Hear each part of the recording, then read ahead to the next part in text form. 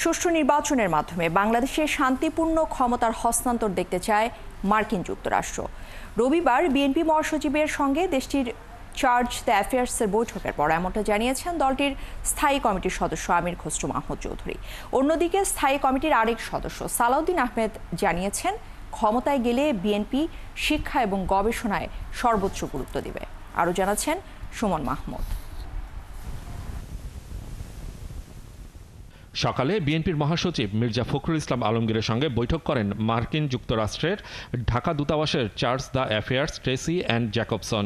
এতে অংশ নেন বিএনপির স্থায়ী কমিটির সদস্য আমির খসরু ও আন্তর্জাতিক কমিটির সদস্য শামা ওবায়েদ।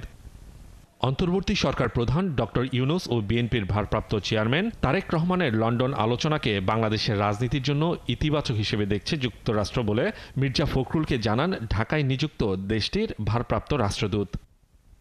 পরে এ নিয়ে বিস্তারিত তুলে ধরেন আমির খসরু। তারেক রহমান সাহেব এবং চিফ অ্যাডভাইজারের সাথে সেই মিটিংয়ের গুরুত্ব তারা অনুধাবন করতে পারছে এবং সেই মিটিংয়ের ফলে যে একটা বড় ধরনের দেশের মধ্যে একটা স্বস্তি আসছে এবং নির্বাচনমুখী হয়েছে সেটাও আলোচনায় আসছে।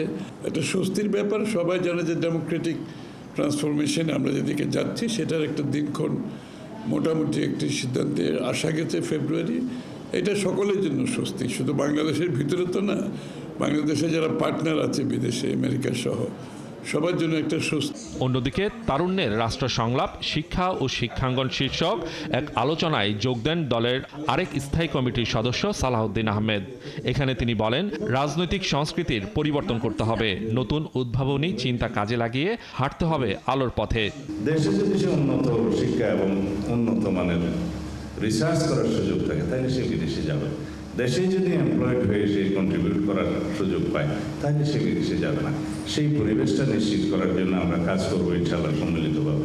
বিগত ১.৫ দশকে শিক্ষাক্ষেত্রে ব্যাপক রাজনীতিকরণ করা হয়েছে বলেও মন্তব্য করেন সালাউদ্দিন আহমেদ। সুমন মাহমুদ, ৭১, ঢাকা।